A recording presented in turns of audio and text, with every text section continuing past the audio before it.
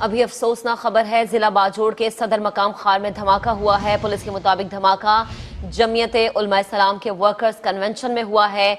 10 से ज्यादा जख्मियों को अस्पताल मुंतकिल कर दिया गया है। चाइनीज डिप्टी प्राइम मिनिस्टर तशरीफ ला रहे हैं पाकिस्तान और वो आए, लेकिन उनका जो इस्तकबाल हुआ है, उनको जो वेलकम किया गया है, वो कुछ अच्छे तरीके से नहीं किया गया। यानी हमने तो अपनी सी पूरी कोशिश की कि उनको बहुत अच्छे तरीके से वेलकम किया जाए, लेकिन एक बहुत बड़ा धमाका हुआ है। बाजोड़ खार के इलाके में धमाका हुआ है। 35 अफराद जख्मी हो गए हैं। बाजोड़ धमाका JUI के वर्कर्स कन्वेंशन में हुआ है। जलसा गाह में अवाम की बड़ी तादाद मौजूद थी। जख्मियों को मुख्तलिफ अस्पतालों में मुंतकिल किया जा रहा है। आज अफसोसनाक वाकया 4:13 से 14 पे हुआ है और इसी रेडियस के अंदर रेस्क्यू 1122 का ऑफिस और उसके साथ जो खार हॉस्पिटल है वो वाकया है। एक वेव आ चुकी है सूबा सरा KP में, एक वेव है।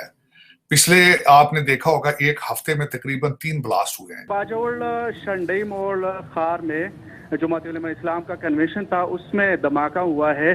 धमाके में अभी अस्पताल में 10 अफराद तो जान बहक हुए हैं और हलाकतों का मजीद खदशा भी है और बताया जा रहा है कि 150 तक जख्मी है। पुलिस ने सारे इलाके को कंट्रोल में लिया है और अस्पताल में खून की अशद जरूरत है और जख्मियों को जो है कुछ पेशावर मुंतकिल कर दिया है। पाकिस्तान के एक राजनीतिक रैली में बहुत बड़ा धमाका हो गया है, जिसमें 40 से ज़्यादा लोगों की जानें चली गई हैं और 200 से ज़्यादा लोग घायल हो गए हैं। और ये सब तब हो रहा है जब चाइना के डिप्टी PM आए हैं और पाकिस्तान में अब ये जो कुछ भी हो रहा है ये कुछ नया नहीं है। लगभग हर महीने पाकिस्तान में कहीं ना कहीं धमाके होते ही रहते हैं और लोगों की जानें जाती हैं ये धमाके, लेकिन अक्सर फौज पर होते हैं और सुरक्षा विभाग पर होते हैं, पुलिस पर होते हैं, लेकिन इस बार ये आम जनता पर हुआ है और ये एक बहुत बड़ी बात है। अब ये जितने भी दहशतगर्द हैं बनाए तो पाकिस्तान ने ही है। आपने इन्हें अपनी फौज की मदद से ट्रेनिंग दी, इन पे पैसे लगाए, क्योंकि पहले आपको अमेरिका खूब पैसा देता था कि भाई इन दहशतगर्दों से लड़ो और आप उन पैसों को इन्हीं दहशतगर्दों को बनाने में लगाते थे। फिर उनको इंडिया भेजते थे, अमेरिका भेजते थे, यूरोप भेजते थे, अफगानिस्तान भेजा, हर जगह आपने तबाही मचाई, लोगों को जाने ली। अब जब आपको अमेरिका पैसा नहीं दे पा रहा है और आप कंगाल हो, कमजोर हो, तो वही दहशतगर्द आपके मुल्क को खा रहे हैं। और ये कोई एक सरकार या हुकूमत नहीं बल्कि सभी सरकार इनसे कहीं ना कहीं मिली हुई रहती हैं। चाहे अभी जो सरकार है वो हो या इमरान खान हो, सब कहीं ना कहीं इससे बढ़ावा देते हुए रहे हैं। मगर अब इन दहशतगर्द लोगों की पहुंच राजनीति में भी फैल गई है और इन लोगों के तगड़े समर्थक हैं, तो वो अब अपने हिसाब से मुल्क में तबाही फैला रहे हैं और अब इनका पाकिस्तान में कोई कुछ करने वाला नहीं है, चाहे वो फौज हो या फिर वहाँ की सरकारें हो। अब इन दहशतगर्दों को ये कंट्रोल नहीं कर पाएंगी, ये दावा है, क्योंकि अब इन्होंने खुद का अपना सिस्टम बना लिया है और अब उसी सिस्टम से और उसी पैटर्न से ये पाकिस्तान में तबाही फैला रहे हैं और लगातार फैलाएंगे ऐसे ही आगे चलकर। और इन लोगों का कोई काट सरकार के पास और ना ही वहाँ की फौज के पास बचा हुआ है, क्योंकि ये इन्हीं की पनाह में, इन्हीं की शरण में आज तक फूले फले हैं और अब ये लगातार तबाही मचाकर पाकिस्तान को हिला कर रख देने वाले हैं। इस वक्त खबर बहुत ही खराब है, अच्छी नहीं है। हमने अपने पिछले प्रोग्राम में ये बात की थी कि चाइनीज डिप्टी प्राइम मिनिस्टर तशरीफ ला रहे हैं पाकिस्तान और वो आए, लेकिन उनका जो इस्तकबाल हुआ है, उनको जो वेलकम किया गया है, वो कुछ अच्छे तरीके से नहीं किया गया। यानी हमने तो अपनी सी पूरी कोशिश की कि उनको बहुत अच्छे तरीके से वेलकम किया जाए, लेकिन एक बहुत बड़ा धमाका हुआ है। यानी जो दहशतगर्द हैं उन्होंने ये वेलकम किया इस तरीके से और कोशिश क्या की, सही उनकी कोशिश कामयाब भी रही कि एक जब चाइना के डिप्टी प्राइम मिनिस्टर पाकिस्तान पहुंच रहे, यानी जब हमारे मुल्क में पाकिस्तान में कोई एक ऐसी पर्सनालिटी काफ़ी अरसे के बाद कोई विजिट हो रहा है तो उसको जो है वो बर्बाद किया जाए, और वो इसमें कामयाब रहे।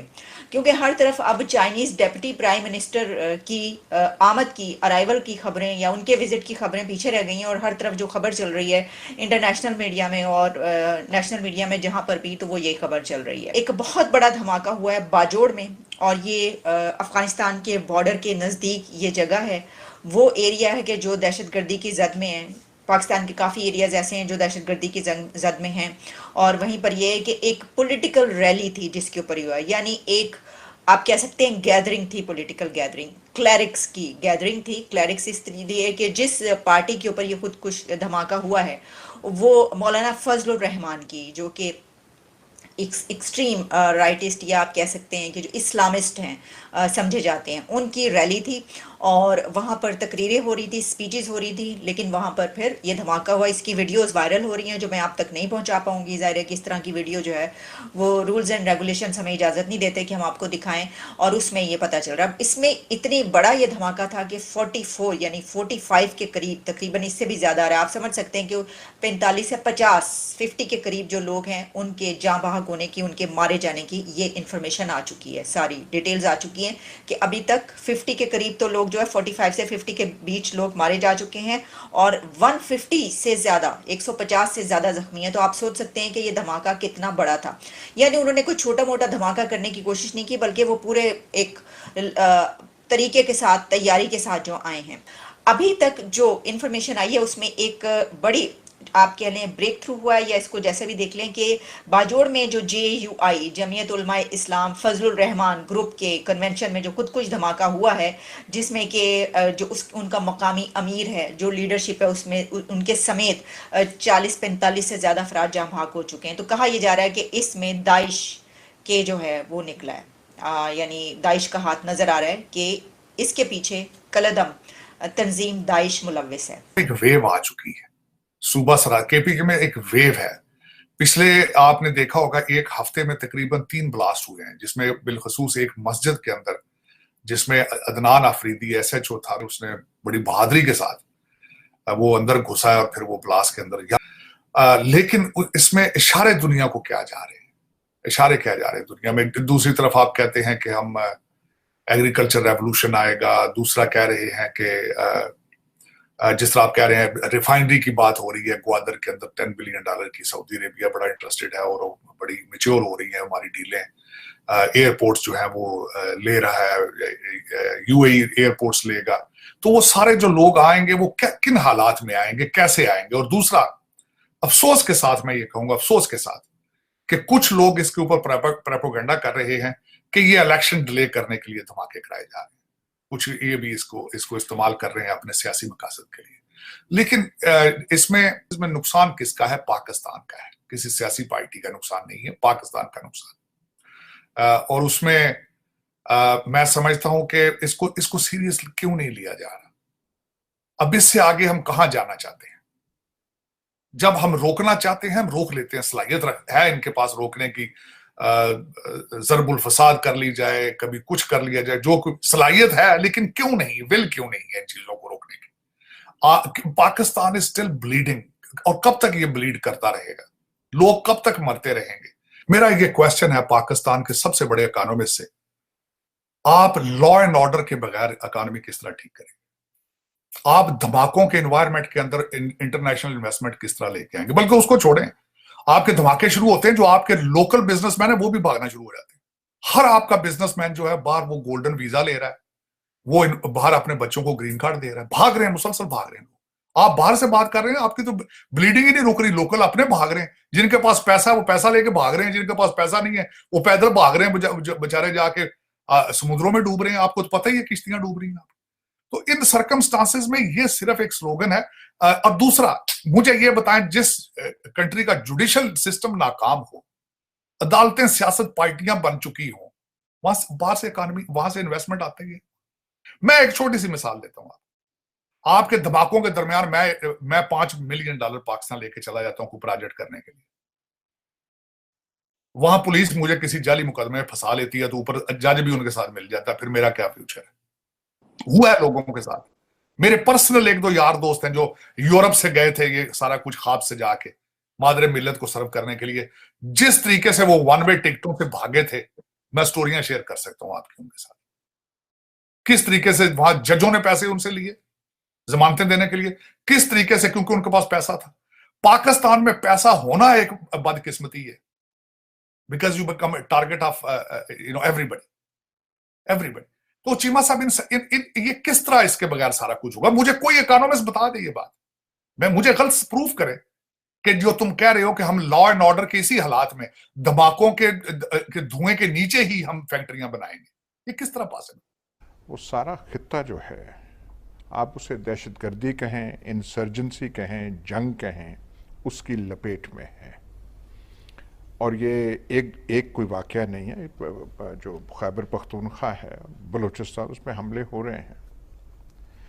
ये हमारी बका को ख़तरा है या नहीं है, ये हमारे लिए एक एग्जिस्टेंशियल, हमारी बका के हवाले से हमारे लिए एक बहरान है या नहीं है। अगर है तो इस पे हम वक्त तवज्जो नहीं देनी चाहिए, और चीज़ें छोड़ के जो इदारे हमारे हैं जिनका काम है मुल्क को महफूज रखना और कला कमा करना ऐसे अनासर को, उनको इन pay to the exclusion of everything else, इस पे तवज्जो नहीं देनी चाहिए। लेकिन ये आप हमारी ये जो मौजूदा हुकूमती जो बंदोबस्त देख लें, हमारे जो इदारे हैं जिनका अव्वलीन काम सिक्योरिटी है, दहशतगर्दी मुकाबला है, उन्हें आप कहाँ का मुलव्वस कर रहे हैं? उन्हें वहाँ पे वो जो है इन्वेस्टमेंट और ज़राअत और फलाना उस पे करना चाहिए, इस पे करना चाहिए। और ये एक कोई वाकया नहीं है, ये एक पैटर्न है, एक जंग है जो हम पे मुसल्लत की जा रही है। आपने कहा हमारे जवान शहीद हो रहे हैं, गोलियां यहां खा रहे हैं, उनके साथ ये नाइंसाफी नहीं है। 40 साल से आप अफगानिस्तान में आग लगाने में मसरूफ रहे हैं, हर वहां के काम में आप मुदाखलत करते रहे हैं। आप पता नहीं वहां पे कौन कौन से किले स्ट्रेटेजिक डेप्थ के बनाने वो आप लगे थे। पूरी हिंदुस्तान की तारीख आप पढ़ लें, कुछ हमें तारीख का मुताला करना चाहिए। हिंदुस्तान को जब मुसलमान सल्तनतें भी थीं, हमेशा खतरा वेस्टर्न बॉर्डर से आता था। तमाम इन्वेडर्स सवाए मुगलों के सेंट्रल एशिया से आए थे, वो भी काबिल के हुक्मरान थे, बाद में बने, वहां से आया है। 40 साल से आप वहां पे ये कर रहे हैं, पखंड हम वहां पे अफगानिस्तान में कर रहे हैं, ना हमें कुछ समझ कि इसके नताइज क्या होंगे। और हमारी स्ट्रेटेजिक पॉलिसी क्या रही है?